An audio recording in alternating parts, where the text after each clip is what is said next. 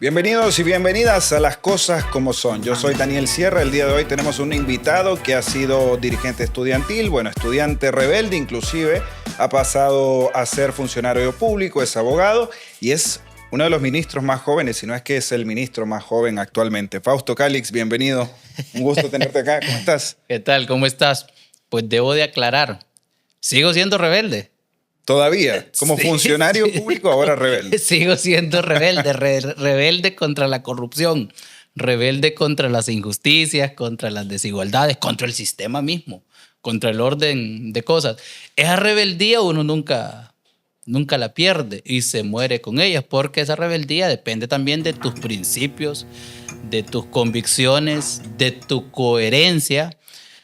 Porque imagínate si te llegas a un puesto de esta naturaleza o a un cargo de esta naturaleza y perdés esa rebeldía con la que siempre luchaste contra lo que te menciono, las injusticias, las desigualdades, significa que te acomodaste al sistema, pues. Entonces debemos de ser rebeldes siempre. Así es. Sí. Contra todo este orden de cosas y obviamente con esa rebeldía luchar para que de alguna forma cambie la misma, ¿verdad? Bueno, vamos a tener una conversación con Fausto en este caso para conocer más sobre su trayectoria y también sobre su labor como ministro. Te has encargado de todo el tema de las aduanas y obviamente vamos a profundizar un poco en tus roles, en tu labor diaria, pero queremos conocer más sobre vos, este espíritu rebelde de lucha. ¿Lo has tenido siempre, como decís? ¿Considerás que vino desde tu infancia? ¿Cómo fue tu infancia allá en La Paz? Es que mira, el ser humano por esencia, por naturaleza, nace siendo rebelde. ¿Qué hace un niño o una niña cuando nace la primera vez? Da un grito. Llorar. Llorar. Sí. Rebeldía, hermano. Luego, obviamente, todo el contexto en el que te creces también influye de manera significativa en ese rol que finalmente vas a tener en la sociedad, en la familia. Yo me crecí en una zona rural de nuestro país, en el departamento de La Paz, que por cierto ha sido uno de los departamentos que ha registrado tasas de pobreza bastante elevadas. Uno de los departamentos, quizás podría decir, en la década, sobre todo después del golpe de Estado, hasta que asumiera la presidenta, un departamento bastante olvidado en todas sus áreas, ¿verdad? Como es muchas áreas del país que nosotros encontramos cuando llegó el gobierno de la presidenta Xiomara Castro. Me crecí en una familia bastante numerosa, porque en las áreas rurales, sobre todo, las familias son bastante grandes. Son 2 hermanos ustedes, ¿no? 2 hermanos, 7 hombres, 5 mujeres. Y en esa línea de hermanos yo soy de los menores. Si los pones del mayor al menor, soy el número 10. Y del menor al mayor soy el número 3. De esos 12 hermanos que crecimos allá en la aldea de San Isidro, municipio de San José, departamento de La Paz, solo este servidor logró llegar al nivel de educación superior. ¿Ah, sí? Sí. No porque mis hermanos o hermanas no hayan querido, sino simple y sencillamente porque el sistema los excluyó por ser pobres, por no tener las condiciones económicas. 6 de mis hermanos emigraron a Estados Unidos, y una hermana, por supuesto, buscando esa oportunidad, buscando ese famoso sueño americano que al final se convierte en una pesadilla, de forma indocumentada. No de forma ilegal, porque muchas veces dicen de forma ilegal. Sí. La migración es un derecho humano. Correcto. Nadie es ilegal en este mundo. De forma indocumentada. Hacia Estados Unidos. Allá creo que llegaron 5 de 6.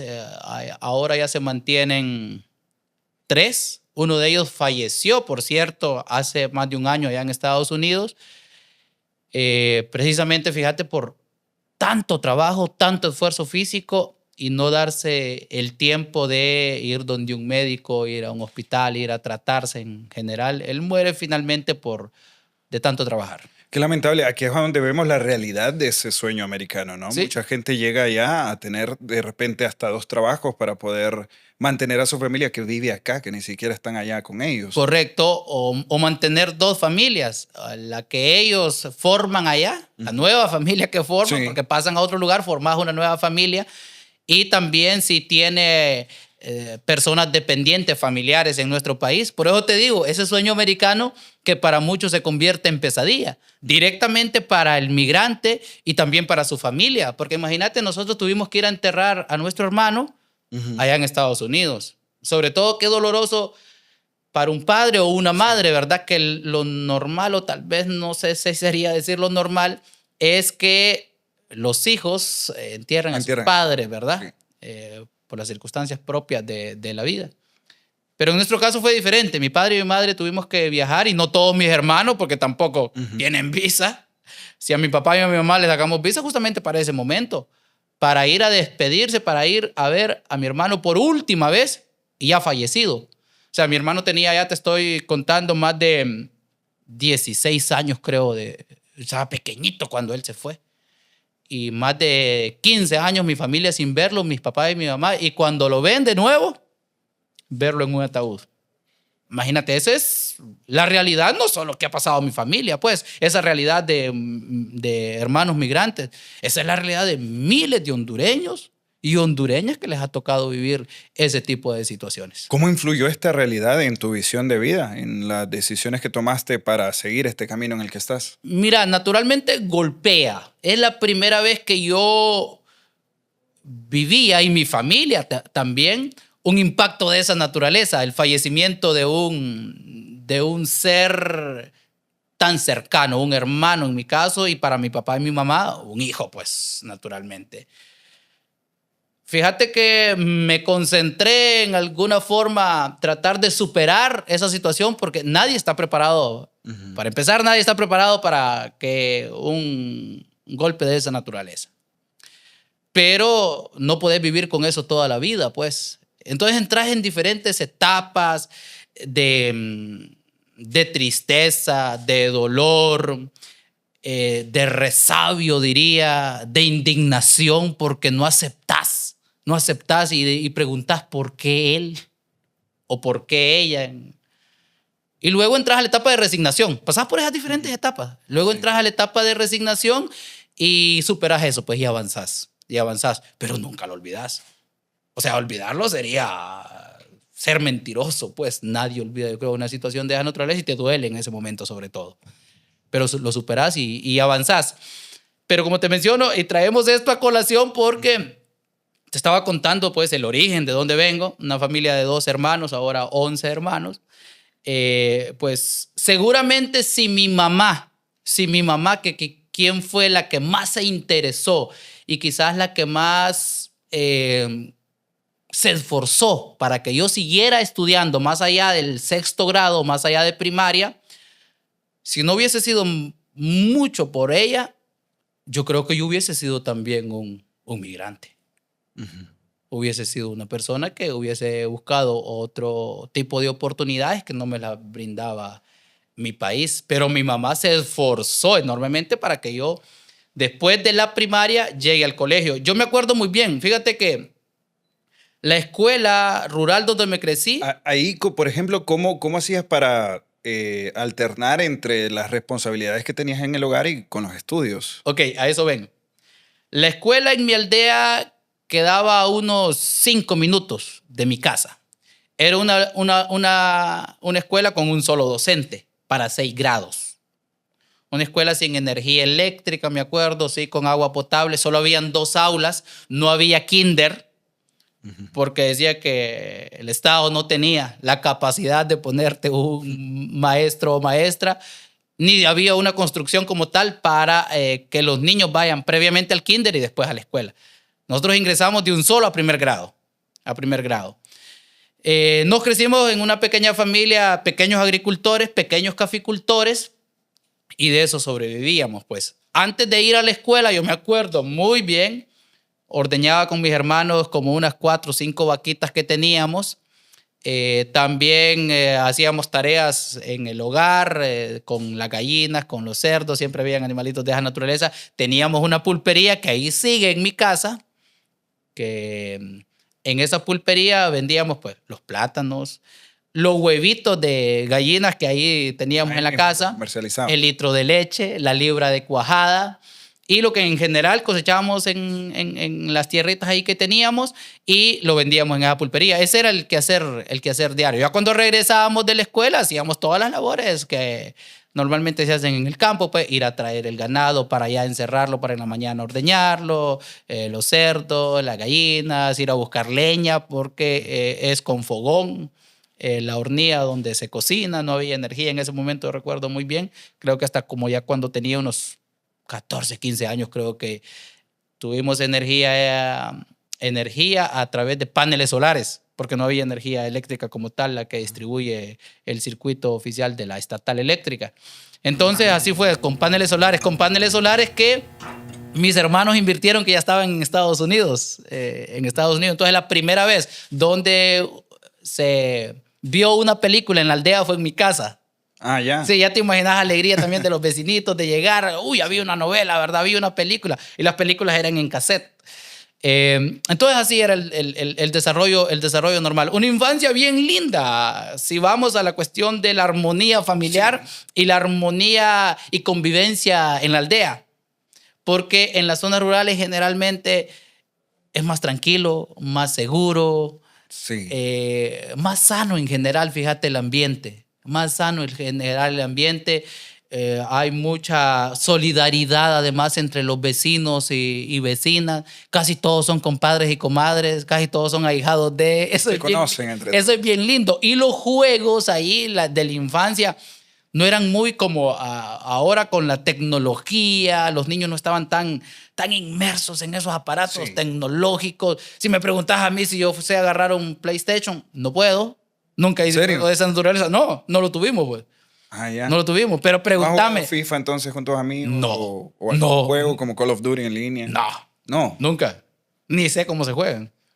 Pero sí sabes cómo ordeñar una vaca. Sé cómo ordeñar una vaca, cómo montar un caballo, cómo ponerle el fierro al ganado. Sabes que existe la figura del fierro, ¿verdad? Que para que no se te pierda el ganado si te lo roban. Cómo moler maíz, cómo sembrar café, cómo sembrar frijoles, yuca, abonarlo, podarlo. Eso yo te puedo dar clases.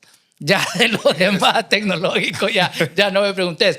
Pues mira, esa fue la infancia.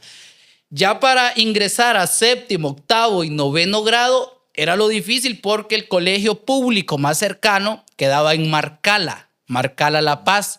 Y Marcala de mi aldea quedaba unos 30, 40 minutos caminando hacia el desvío, la pavimentada le decimos nosotros, porque teníamos que salir caminando por la calle de tierra y llegar a la pavimentada, donde teníamos que tomar un busito o un carrito de paila para llegar a Marcala al colegio. Eso significaba que todos los días tenían que darme dinero para el pasaje y para la comida, obviamente, en el colegio. Pero como no teníamos las condiciones económicas para que me envíen todos los días de forma presencial al colegio público, que era el más cercano, entonces decidimos que iba a ir séptimo, octavo y noveno grados a distancia del Sistema de Educación Media a Distancia, CEMED. Es decir, solo los sábados y domingos, que es un sistema de educación creado principalmente para aquellas personas adultas que trabajan y que no tienen oportunidad durante la semana, obviamente, por su propio trabajo y las responsabilidades que tienen. Claro. Entonces, generalmente en el sistema de educación media distancia mirabas personas mayores. Hermano, cuando yo llego mi hermana me lleva a querer matricularme, de entrada dijeron como, no, está muy cipotío. Así, porque literal, pues, yo me sigo viendo cipote a esta altura. Ya te imaginas allá por el 2000, ¿qué era? 2008, 2009, ¿sí? Por ahí, 2008, 2009. Más cipotillo aún, pues entonces no querían aceptarme porque además era así pequeñitín, todo cipotillo, entonces decían que solo hay personas mayores y él no se va a poder adaptar. Yo les dije, denme la oportunidad y les voy a demostrar en el camino. No me traen. O sea, vos les insististe a ellos que te aceptaran y... 3 meses después ya estaba en el ambiente, no fregues. O sea, te rodeaste de personas entonces mayores que de repente te enseñaron... Mis compañeros no eran generalmente de mi edad. Eran compañeros mayores, personas ya con familia, padres, madres de familia, que porque el propio sistema era, fíjate, bien raro ver jóvenes de la edad, porque más iban de forma presencial ellos. Nosotros es que, como te digo, tuvimos que tomar esa decisión principalmente con mi mamá porque no tenían dinero para enviarme todos los días a Marcala y pagar el pasaje del bus o del carrito de paila. Entonces fui a distancia, sábados y domingos. Bachillerato, si ya lo saqué, ya de forma presencial, ¿verdad? A esa altura ya estaban algunos de mis hermanos en Estados Unidos, lograron comprarme una moto para salir al colegio todos los días. Yo me pegué un bombazo en esa moto, recuerdo, en ese desvío de La Esperanza y Y en esa Marcala. comunidad, ¿cómo era llegar en moto al colegio? O sea, Fíjate que varias gente llegaba en motocicleta. utilizaban bastante Varias gente ese llegaba en medio de transporte. motocicleta porque además el sistema de educación media a distancia, mucha gente venía de los pueblos de la sierra hacia Marcala. Allá hay muchos municipios como Yarula, Santa Elena, Santa María, Tutule, Santa Elena, Opatoro. Entonces, toda esa gente, el colegio público, así como de peso, digamos, era Marcala. Pues entonces bajaba mucha gente. Entonces, se utilizaba mucho la motocicleta, fíjate, mucho la motocicleta para llegar al colegio.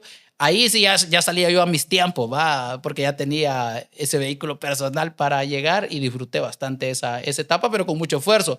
Porque además, para ir sábado y domingo al colegio, durante la semana, teníamos que hacer eso con mi mamá, pues de vender en la pulpería, como te digo, los huevitos de gallina, yuca, malanga que la cosechábamos en la casa, frijolitos, el litro de leche, la libra de cuajada de esas vaquitas que siempre teníamos, pero trabajábamos durante la semana para hacer el dinerito de el sábado y domingo para poder ir a estudiar a Marcala. Fue una etapa bien linda.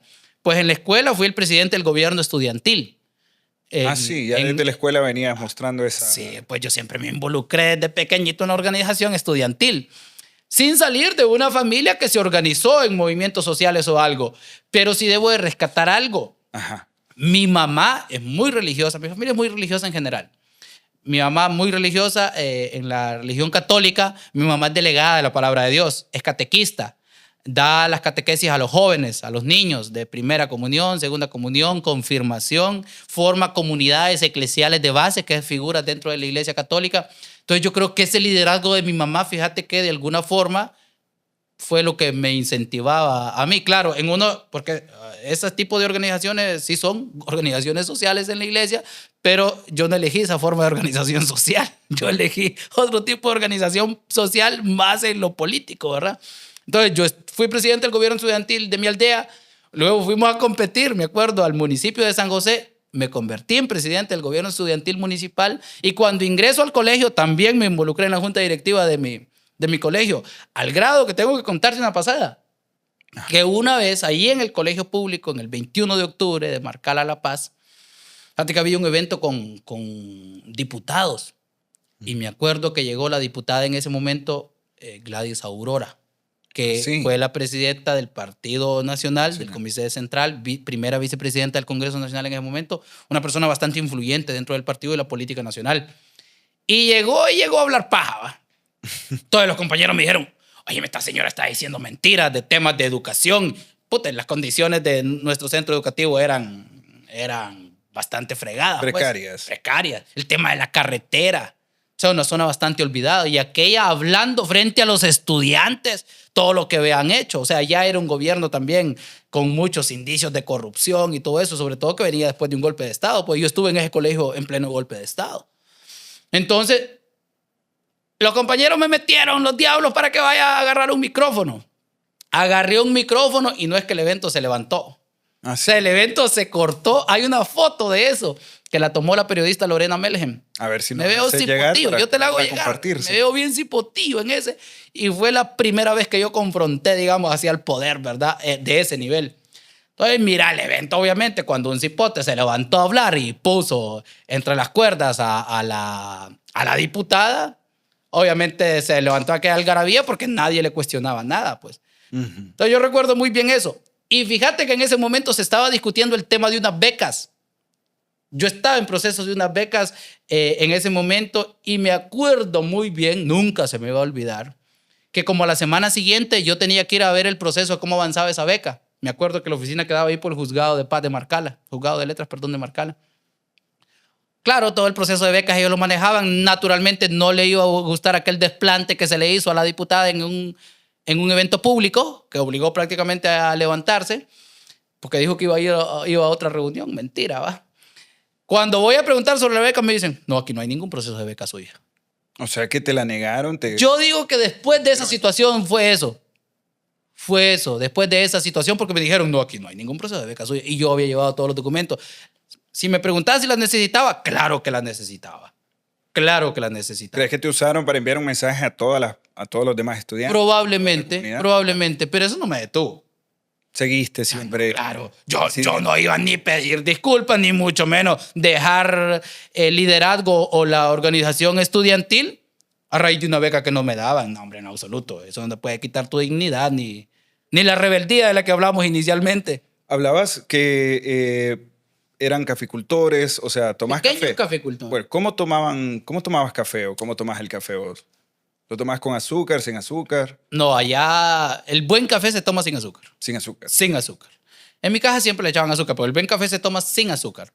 Y allá no vas a conocer percoladora tampoco, ¿verdad? ¿Cómo era allá? No, allá pones un recipiente que se le llama porrón en el fogón. Y fíjate que teníamos unos porrones que hacían un silbido cuando ya estaba hirviendo el agua. Shhh, ya tenías que moverte, ¿va?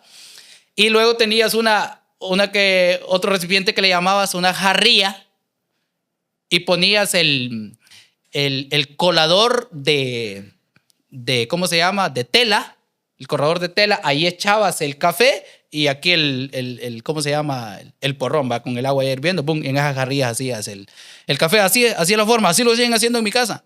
No conocían temas de percoladora ni nada. Y sin azúcar. En mi casa le echaban azúcar. Ah. En mi caso yo bebo el café ahora sin azúcar. Yo conozco mucha gente que no le gusta el café sin azúcar. No es que tomar café con azúcar es tomar té. Pues yo tomo té. No es café. El buen café se toma sin azúcar. Además que la zona de La Paz cosecha café de calidad, ¿verdad? Por la altura.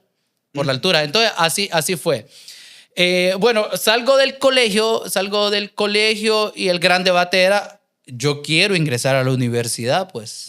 Y ahora, ¿cómo? Si hemos vivido todas estas situaciones fuertes económicas, que imagínate que te toca trabajar durante la semana para enviarte los sábados y domingos al colegio, ahora ¿cómo vas a ingresar a la universidad? Si en la universidad ya te toca ir absolutamente todos los días. Yo a esta altura ni sé cómo hizo mi mamá. Ni sé cómo hizo mi mamá para lograr que yo ingrese a la universidad y mantenerme pagando un alquiler aquí en Tegucigalpa y pues estudiar y lograr graduarme. Yo prácticamente ser abogado se lo debo en su mayoría a mi mamá. A mi mamá. Y obviamente mis hermanos que estaban en Estados Unidos contribuyeron bastante. Seguramente ayudaron mucho a mi mamá mientras yo estudié en la universidad. Fue una etapa bien linda en realidad. Eso te forja además. Todas esas vivencias no son únicas de este servidor. O sea, son vivencias que de la mayoría. pasan la mayoría de la población. Lo que pasa es que tiene uno estas oportunidades por todos estos espacios que ahora incide de poder platicarlo en estos espacios, pues. Pero si vas a La Paz, si vas a Intibucá, si vas a Valle, si vas a Santa Bárbara, seguramente hay más historias de esta naturaleza y quizá más difíciles de las que yo puedo contarte. Bueno, vamos a pasar de eso a cuando ya entraste a la universidad. Y tampoco, espérame, antes de pasar a ese otro capítulo, ajá. Y tampoco hay que romantizarla, ¿verdad? No, porque claro. hay mucha gente que cuando escucha esto, Dios mío. Hay que aplaudir. Hay que aplaudirle. No. O cuando a veces salen una noticia de un niño, dice, increíble, un niño está haciendo su tarea bajo un árbol porque es el único lugar donde encontró señal. O haciendo su tarea mientras está vendiendo. Mientras está vendiendo y la gente aplaude esto. Así se sale adelante, dice, sí. Por el amor de Dios, si es que la obligación de un Estado es que ningún niño debería estar en esas condiciones. Entonces, todo esto que uno cuenta no es para romantizarlo, ni es para que lo aplaudan.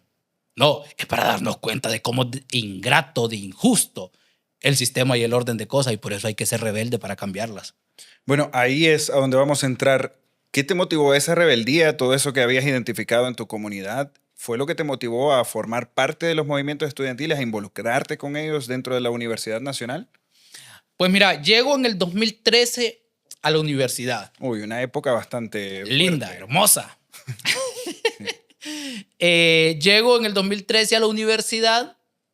Por cierto, es la primera vez que conocí a la universidad en esos años, finales de 2012, inicios de 2013, cuando vine a hacer la prueba de aptitud académica. Y es la primera vez que conocí a Tegucigalpa. Mm. La primera vez que conocí un cine fue a finales del 2012, fíjate. Fuimos con mis compañeros. ¿Qué película fueron a ver?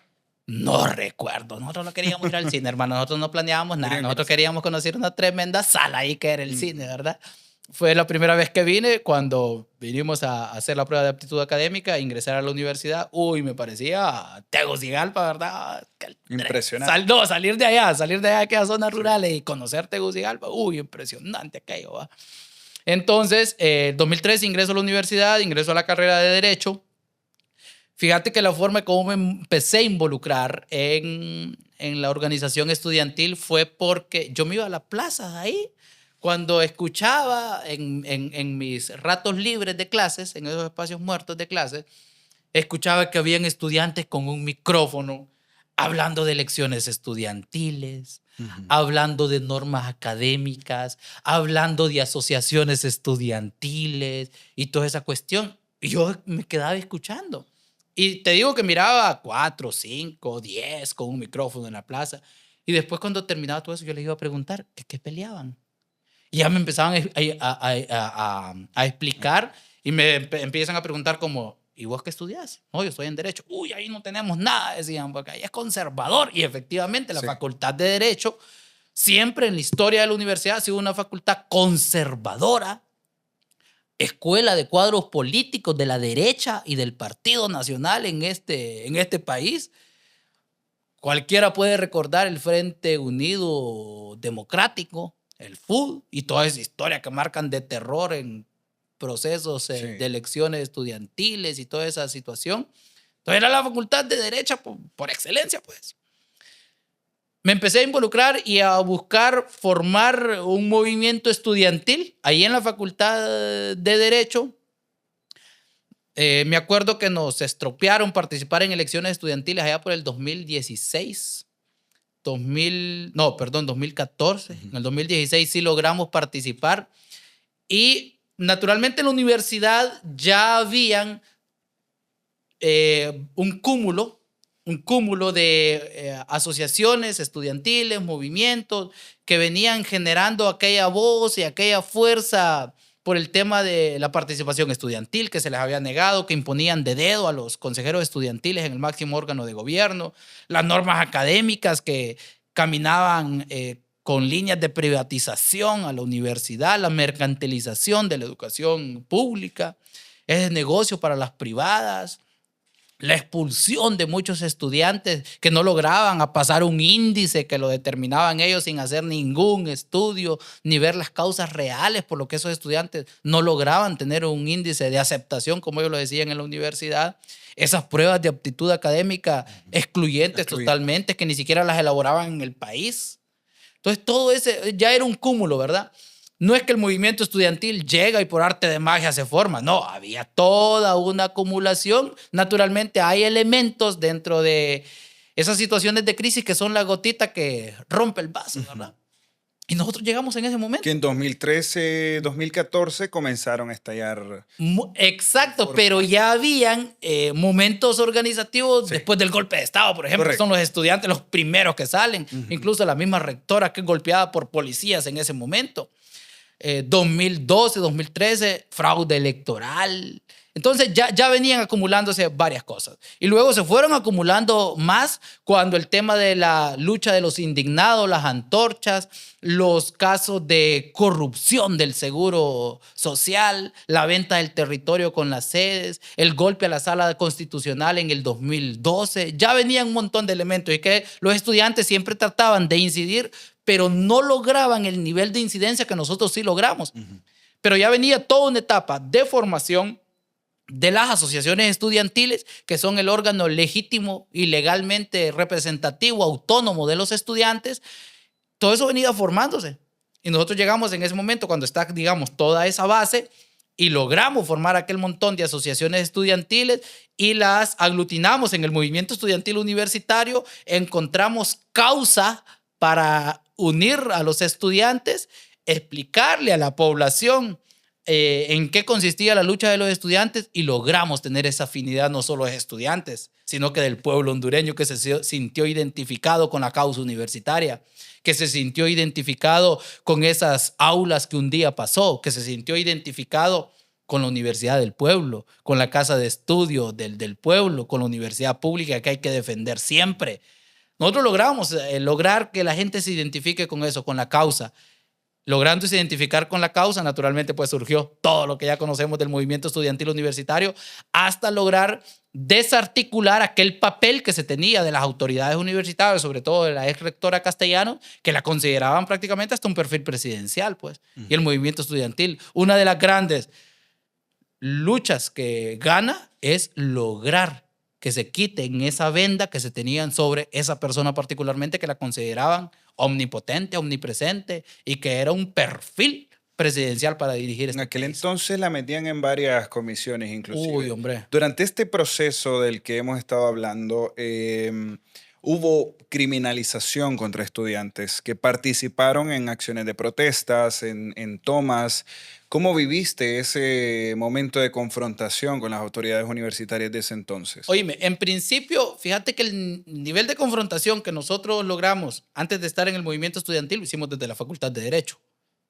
Desde la Facultad de Derecho, en aquellos procesos organizativos que te menciono, que en el 2014 no nos dejaron participar, ya en el 2016 participamos y le ganamos. Oíme, que un movimiento estudiantil, que estudiantes organizados que se oponían al poder, que se oponían a las decisiones arbitrarias de las autoridades, que estaban aglutinados ya en una organización estudiantil que se oponía al poder en ese momento, naturalmente ya era incómodo que gane una asociación tan conservadora como la de la Facultad de Derecho. Y que era histórico porque ahí nunca se le ganaba a la derecha, nunca se le ganaba al FUD. Y ganaban ellos por las buenas o por las malas. Hasta los docentes se alineaban con ese frente de derecha porque no podían dejar que gane un grupo diferente que piense diferente a ellos. Y nosotros lo hicimos en el 2016, le ganamos. Oye, fue un nivel fuerte ahí que se vivió porque de inmediato sale la rectora a decir, nosotros no reconocemos esas elecciones. No reconocemos a Fausto como presidente de la Asociación de Estudiantes porque no hay ningún reglamento, porque no hay normativa. Claro, sentían el miedo que si ganábamos esa facultad, que era la más conservadora y la más difícil de organizarse, eso podía ser una bola de nieve en todas las demás y que efectivamente así fue. Ganando la Facultad de Derecho, hermano, todas las demás asociaciones, me acuerdo, que ya estaban en ese proceso, se fueron a elecciones y ganamos. Entonces, fíjate que ella en un artículo el Heraldo echa la culpa a la Facultad de Derecho de nosotros, cuando no es así. No reconoce que había un cúmulo de causas que te menciono que llegaron a explotar en ese momento. Entonces, cuando se aglutina, todas las asociaciones forman el movimiento estudiantil universitario, y empieza la movilización interna de los estudiantes a sentirse con fortaleza, luego afuera de la universidad, aquellas grandes movilizaciones que incluso logran llegar al Congreso Nacional, la toma de la universidad durante 3 meses, un año, y luego 3 meses en el otro, la paralización de la universidad y prácticamente de muchas zonas del país donde tenía centros regionales. O sea, eso no se convirtió solo en una situación universitaria, pues, sino que una situación que estaba tocando diferentes intereses del país, que ya intervino el Congreso Nacional. En toda esa lucha, naturalmente, hubo procesos de criminalización muy fuerte contra los estudiantes, que nunca en la historia de la universidad, ni en aquellas épocas más oscuras que vivió la universidad, aquella década de los 80, por ejemplo, que habían hasta desapariciones y todo eso, nunca utilizaron el poder tan fuerte como el Ministerio Público para criminalizar y perseguir estudiantes o el aparato de justicia del país. Oíme, creo que hubo más de 170 requerimientos fiscales, más de 170 estudiantes que nos acusaron por sedición, que la sedición es el delito más parecido al terrorismo, sedición, usurpación, daños. Me acuerdo muy bien de eso porque por eso me acusaron. En 2 ocasiones tuve 2 requerimientos fiscales. Luego los procesos los llevamos a cabo. Los primeros los logramos salir bien con un acuerdo que se firma de buena voluntad con las autoridades en aquel diálogo. Luego ese acuerdo se rompe y la ex rectora Castellanos no lo cumple y volvemos a la carga a los estudiantes y hubo más requerimientos fiscales, ¿verdad? Tuve, creo, 2 órdenes de captura.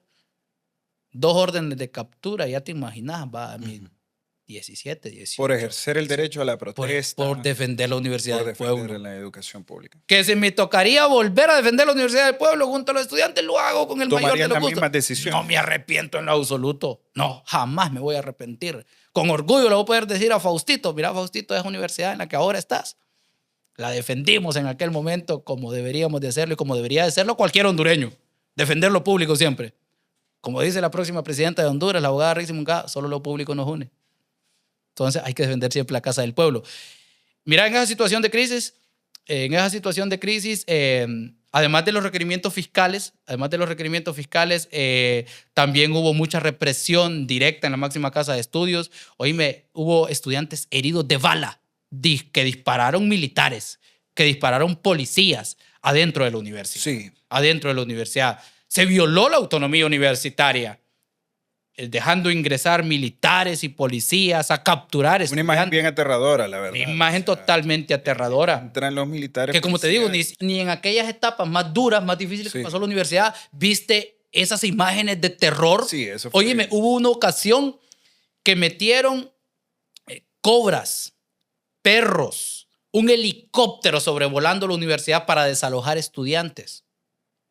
Y eso era terrorífico, pues, para una universidad donde se imparte la ciencia, donde se le cataloga como el centro del pensamiento, el centro donde deben de salir las propuestas, los análisis a los problemas del país, porque así constitucionalmente es la universidad, el centro del debate. Y verla blindada para sacar a estudiantes a punta de bala. A punta de gas lacrimógeno, a punta de procesos judiciales, ver jueces de los tribunales de la República adentro de la universidad capturando estudiantes. Llegaron a un nivel bastante fuerte la universidad, las autoridades de ese momento de autoritarismo que no se había visto ni en aquellas épocas más oscuras que vivió la universidad. Pero logramos ganamos esa lucha. Hoy los estudiantes tienen representación en el máximo órgano de gobierno, representación legítima, no de dedo, que pasaron vía elecciones estudiantiles. Logramos incorporar gran cantidad de estudiantes que habían sido expulsados por las normas académicas. Logramos poner en suspensos muchos artículos de las normas académicas que caminaban a la privatización de la universidad. Pero sobre todo, logramos quitar ese papel que se tenía de esas autoridades que las consideraban, como te digo, de perfil presidencial, como la ex rectora Castellanos, eminencia, ¿sí? Que estaba, como vos mencionás, en todo tipo de comisiones interventoras. Problemas de salud, la rectora. Problemas de seguridad, la rectora. La famosa depuración policial, ¿no te acordás quién la lideró? Ella. Ahí estaba Omar Rivera también. Logramos entonces que el estudiante nuevamente sienta ese sentido de pertenencia, de identidad, pero sobre todo de lucha. Una universidad pública donde un estudiante no salga a denunciar, no salga a exigir, no salga a demandar, no proteste, no es una universidad pública. Porque es natural que el espíritu rebelde, sobre todo, de la juventud, está en las universidades y que desde allí generalmente nacen aquellos grandes conflictos sociales y donde se enciende la chispa generalmente es en las universidades. Bueno, en este caso aprendiste muchísimo sobre organización, sobre cómo llevar a cabo procesos. La lucha estudiantil más tu carrera universitaria obviamente te prepararon de cierta manera. Has estado en espacios donde se han llevado a cabo victorias, en el caso del Partido Libre, en el caso de los movimientos estudiantiles. Gana el Partido Libre la elección de 2021 y se te nombró ministro a los 26 años. ¿Cómo asumiste este reto? Mira, la lucha universitaria y la universidad como tal marca en mí, en mi etapa de vida a esta corta edad y en mi etapa profesional, bastante fuerte. Una marca bastante fuerte.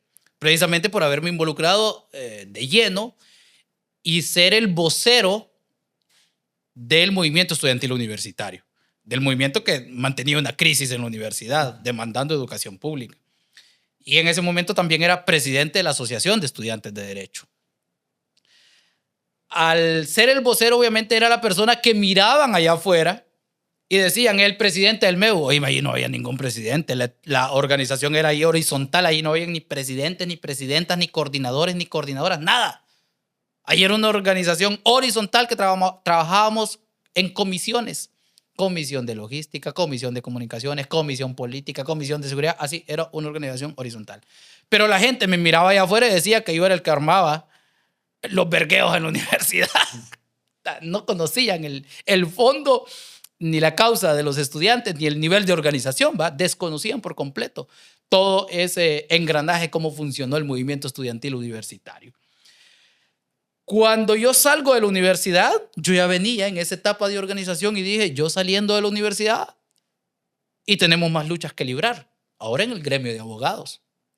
Era procurador, es decir, prácticamente en la práctica estaba, valga el juego de palabras, cuando se acercaba un proceso electoral en el colegio de abogados. Entonces yo dije, en 4 meses yo ya estoy en el colegio de abogados como abogado colegiado. Entonces yo no quiero llegar ahí a tener un gobierno del Colegio de Abogados de Honduras alineado al Partido Nacional, al partido corrupto de ese momento, al partido de narcotraficantes. Tenemos que luchar por rescatarlo. Y me metí siendo procurador. No ganamos la primera vez. Me gradúo. Ya viene el segundo proceso electoral que ahí se realiza cada 2 años en el Colegio de Abogados y nos metemos con el abogado Freddy Cerrato, que ahora es ministro de Desarrollo Económico. Hoy me recorrimos el país en menos de 3 meses.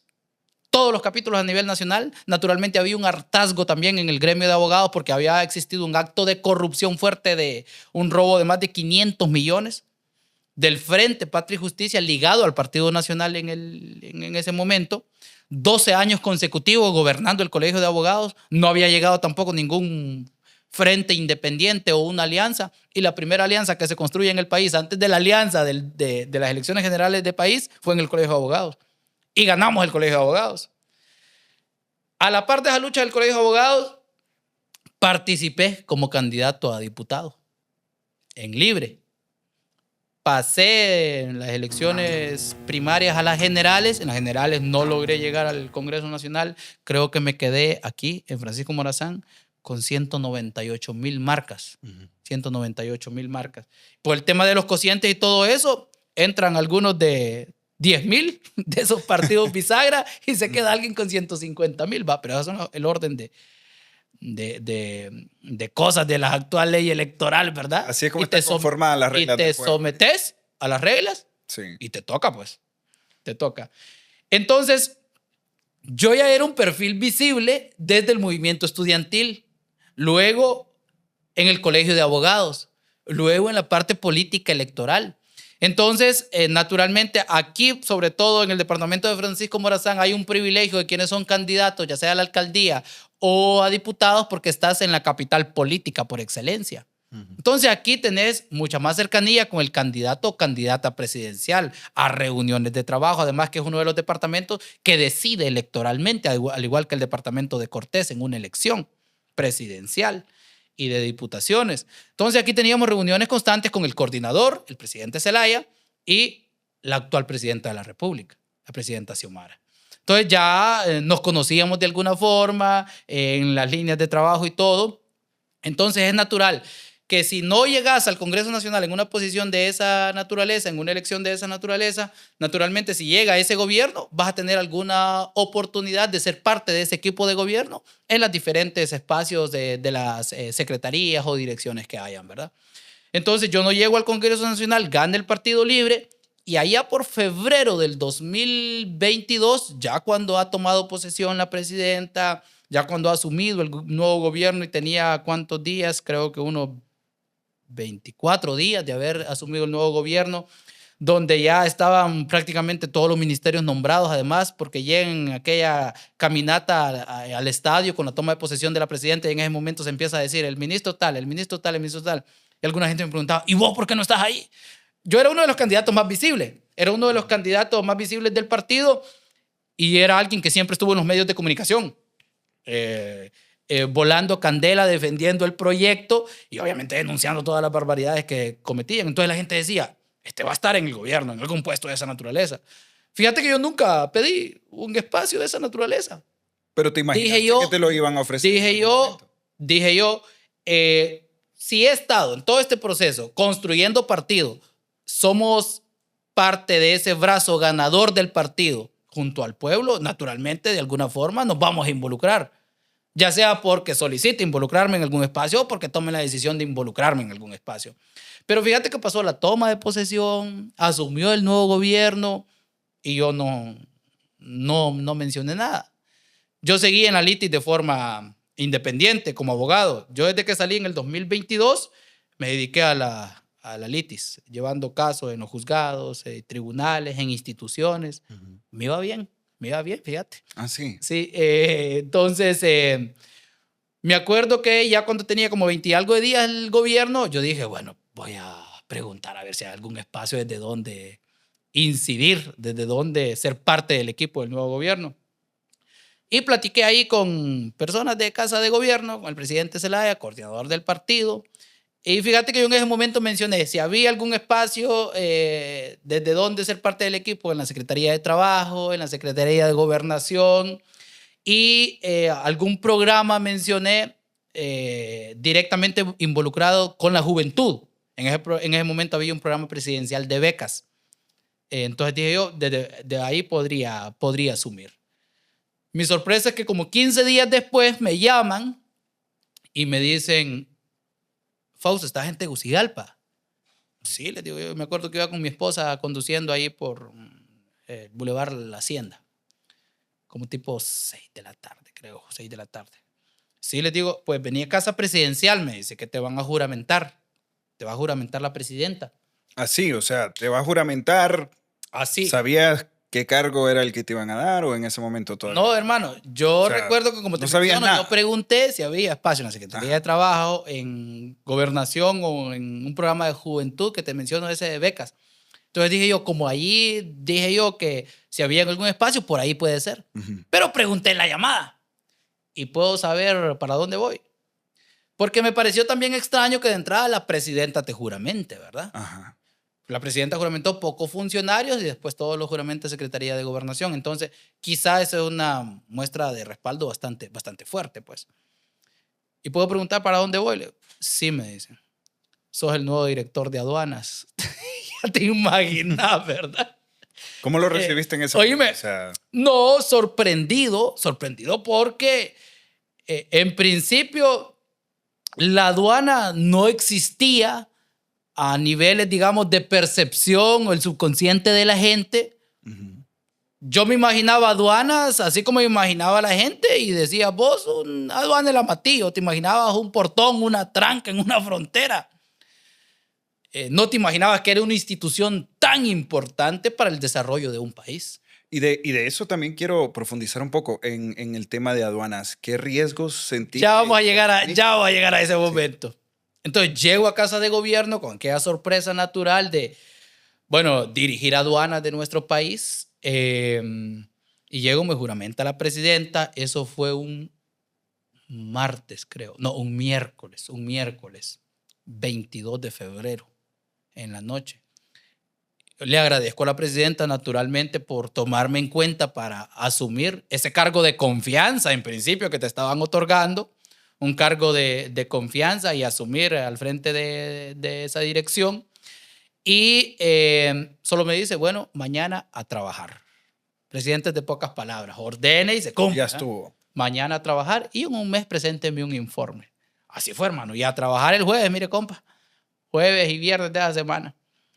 Entonces, cuando llegamos a la institución, naturalmente, con el nombramiento iniciaron los ataques. Los ataques fuertes.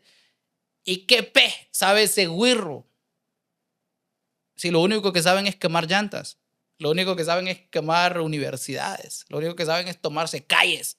¿Qué diablos va a ir a hacer aduanas? Además, no tiene la edad, no tiene la experiencia. Ese fue el ataque. El ataque en realidad no era por la edad. No era por ser joven. No era porque si tenías experiencia o no. La cuestión es que no llegaba alguien que les iba a hacer los mandados, pues. No llegaba alguien que iba a ser mandadero de ellos, a chichincle, o les iba a permitir actos de corrupción a diestra y siniestra como era en el pasado. Porque la aduana históricamente fue la gallina de huevos de oro de muchos pícaros y pícaras en el país. Y esos casos de corrupción, ¿hay registros del Entonces, año 2010? llegamos a la aduana, naturalmente encontramos, pero antes de pasar a ese elemento, fíjate que también me acuerdo, voy a decir esto. Le pregunté al presidente Zelaya, coordinador del partido, como al mes, ¿verdad? Presidente, ¿y por qué? Naturalmente es el asesor de la presidenta, toman decisiones en ese sentido. ¿Por qué me nombraron en aduanas?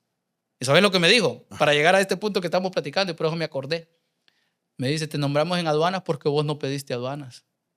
Porque el que pide aduanas, detrás de algo anda. Así.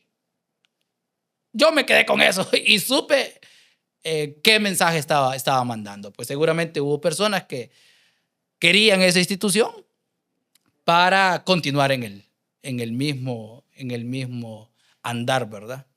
Y yo nunca pedí aduanas ni solicité estar ahí, ¿verdad? Entonces encontramos una institución olvidada en temas de infraestructura física, en temas de infraestructura tecnológica. Aduanas es la institución, para conocimiento del pueblo hondureño, yo siempre lo digo, que recauda cerca del 40% de los tributos de este país. Eso para este año fiscal significa recaudar más de 62,000 millones de lempiras. Al día en aduanas anda un promedio de recaudación entre 150 a 200 millones. Y cuando llega la recaudación de combustible anda en un día más de 1,000 millones. O sea, es una institución fuerte en temas de recaudación. En temas de recaudación. Naturalmente, donde se mueve el dinero, también se mueven intereses fuertes, ¿verdad? Y es donde las manos corruptas de aquellas personas que siempre han andado en el negocio pícaro y sinvergüenza, andan más de cerca. Y esa fue aduanas. Esa fue la aduana que encontramos. A esta altura hemos puesto a disposición del Ministerio Público más de 18 empresas evasoras del fisco, que si sumas esas 18 empresas han defraudado al Estado en más de 1,000 millones de lempiras.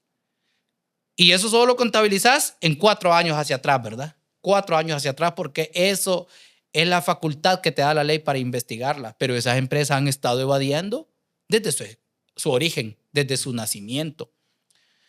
Hemos puesto a la disposición más de 35 empleados de la institución en sus diferentes rangos, desde administradores de aduanas hasta guardias de seguridad, que se han visto involucrados en actos reñidos con la ley.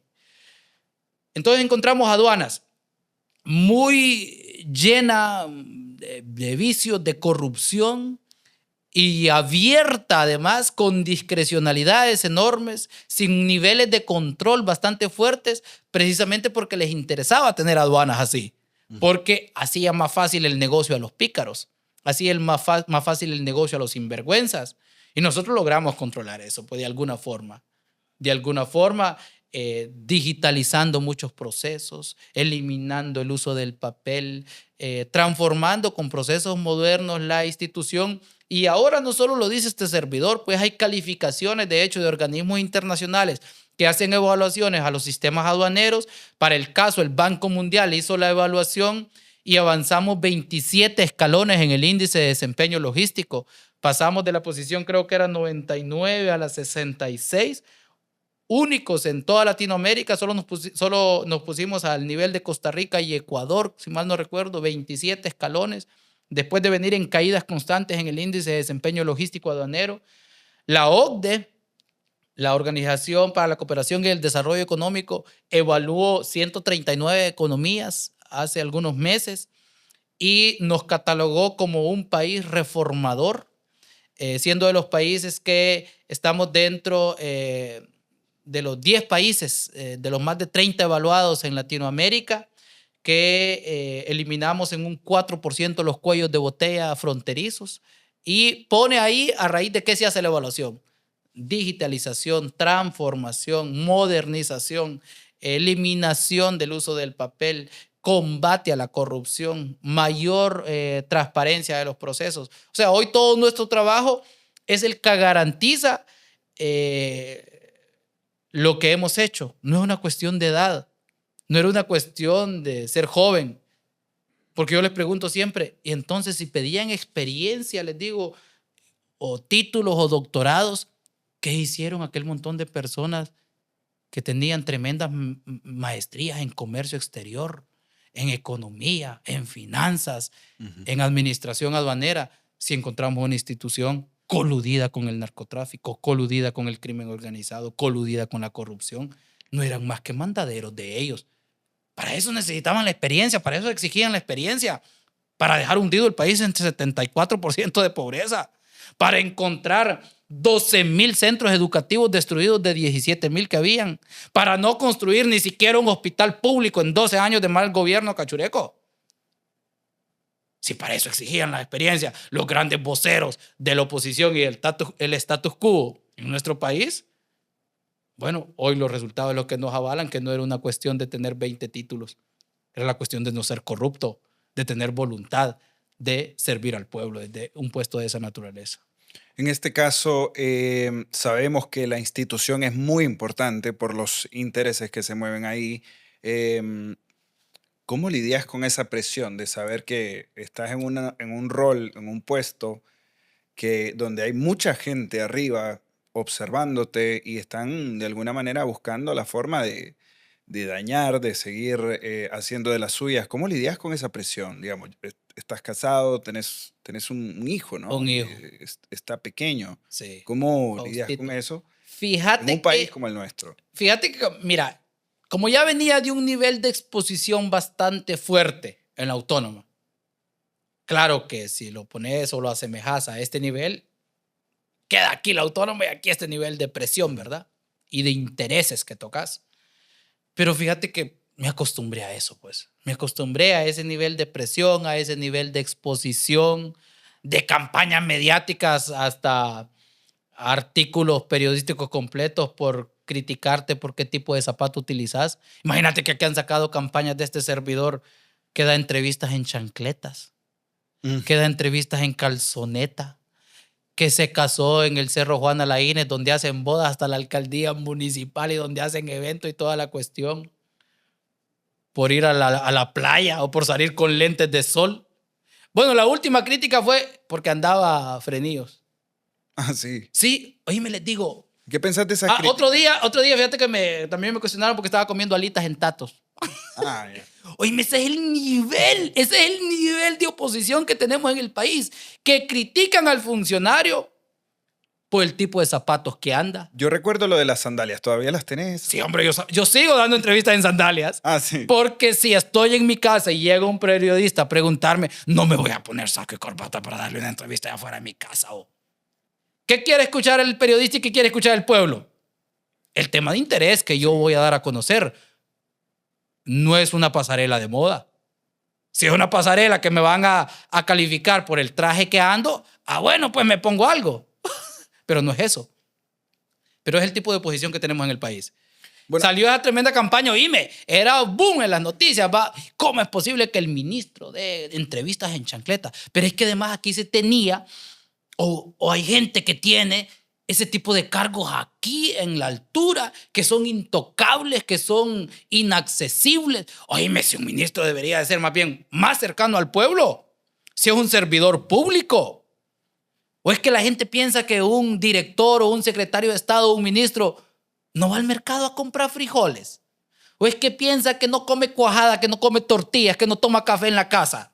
Bueno, depende de quién esté en el puesto también. Bueno, de acuerdo, pero no debería de considerarse a un funcionario de esa naturaleza solo por el hecho de ser alto funcionario que va a ser diferente o va a llevar un estilo o nivel de vida diferente a la gente. O sea, por el amor de Dios.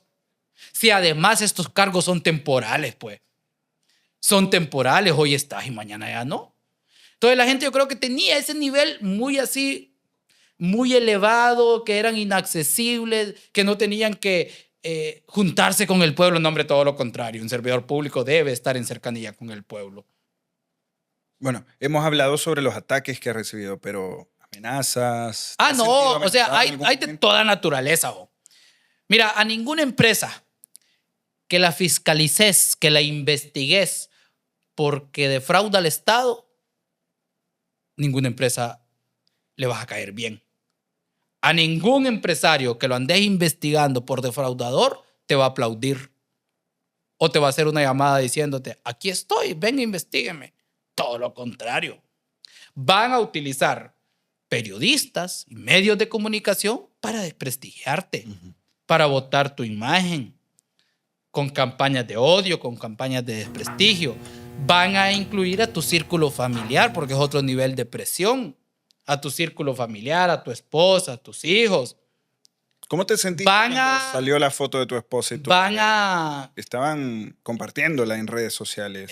Ella también se acostumbró. Yo en algún momento le dije, tenés que alistarte pues para sufrir también ese nivel de ataques y de exposición pública. Naturalmente no es fácil para una persona que no ha estado acostumbrada, pero se acostumbró, fíjate.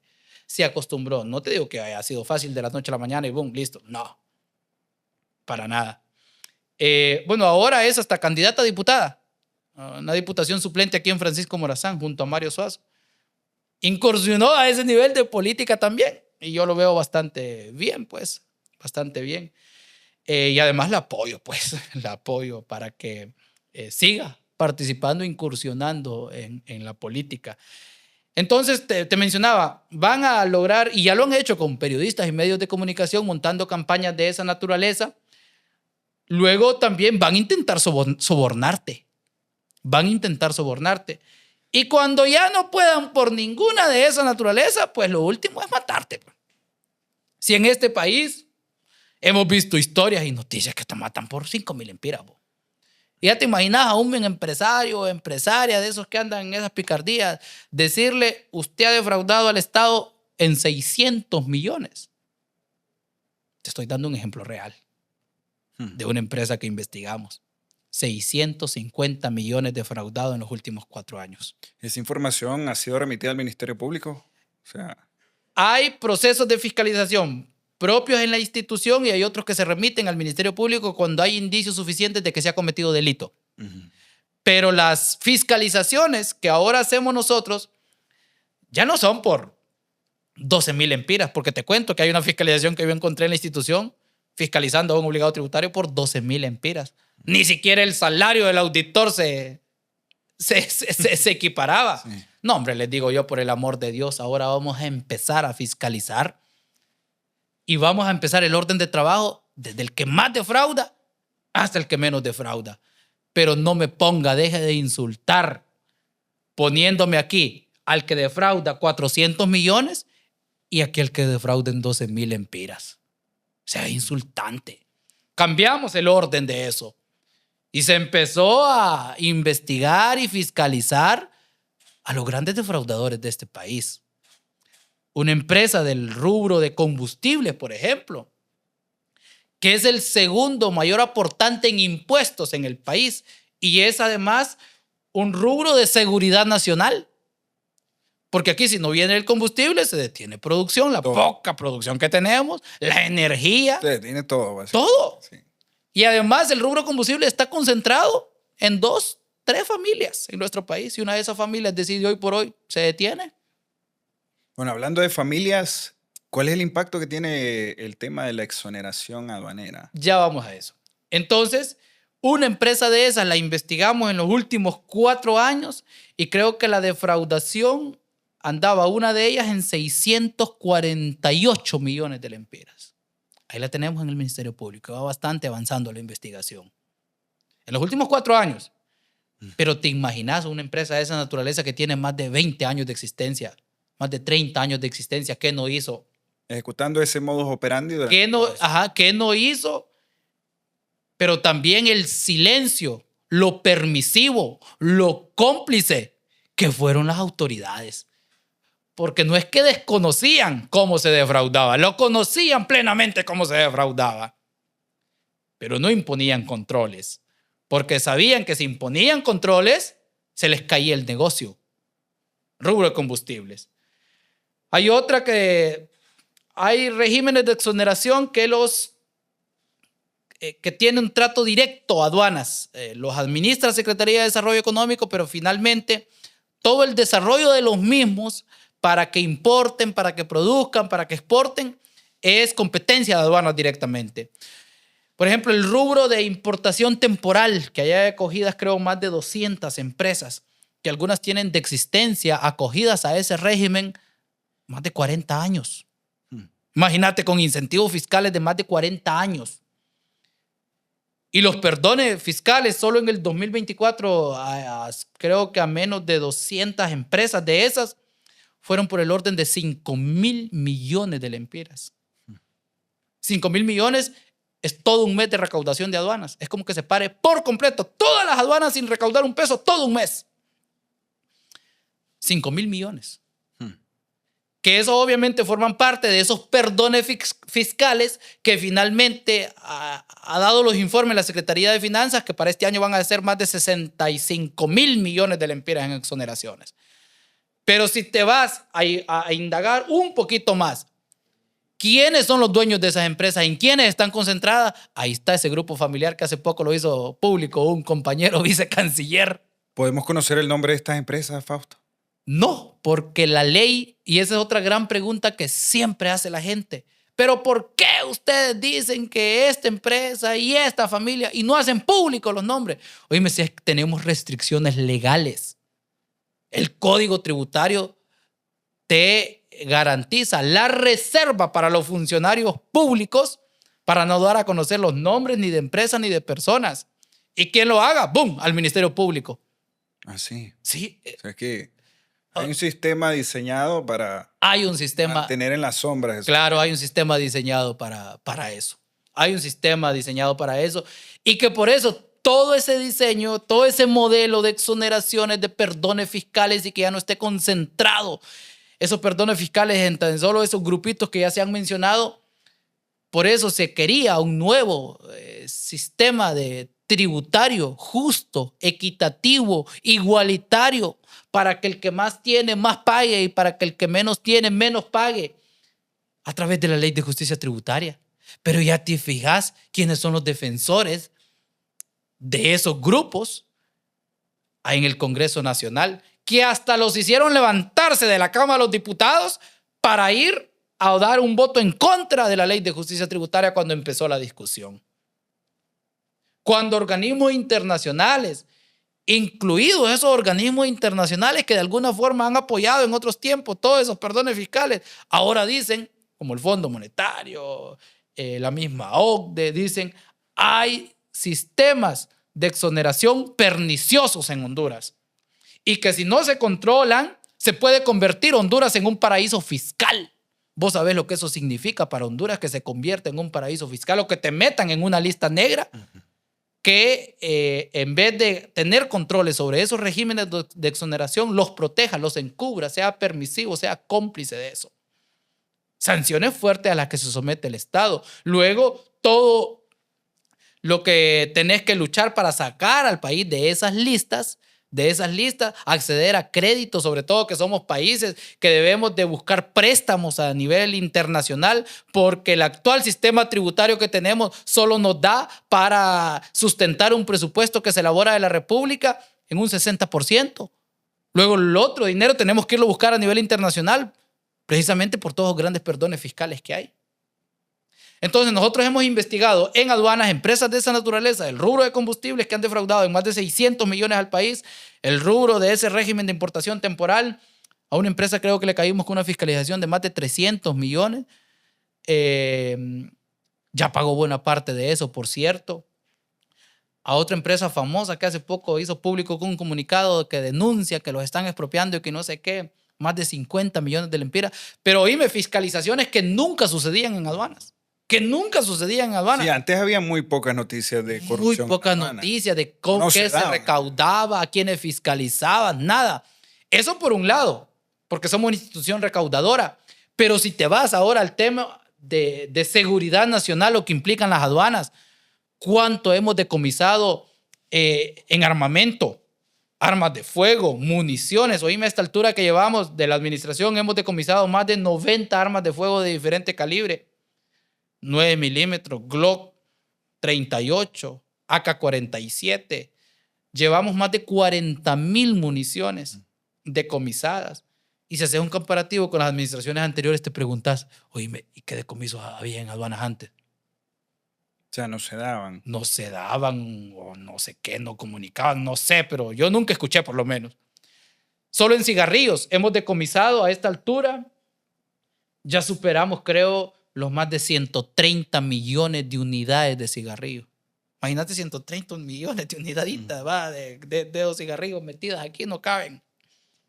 Fentanilo, 3 cargamentos de fentanilo, 3 cargamentos de fentanilo, más de 10 paquetes de cocaína en la aduana La Mesa,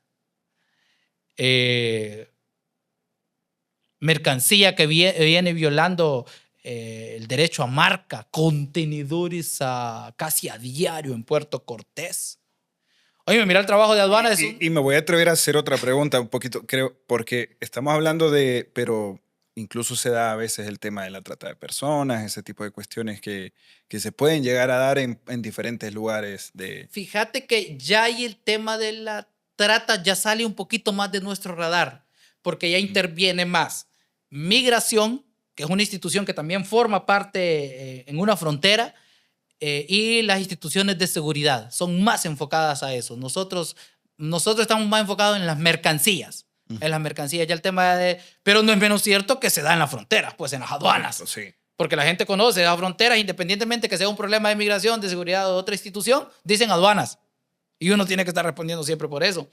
Pero sí, nosotros, además de que tenemos que recaudar, porque nos dan una meta desde la Secretaría de Finanzas, tenemos que recaudar, sobrepasar esa meta, estamos involucrados en todos esos temas de seguridad nacional por todas las mercancías ilegales que pretenden ingresar al territorio hondureño.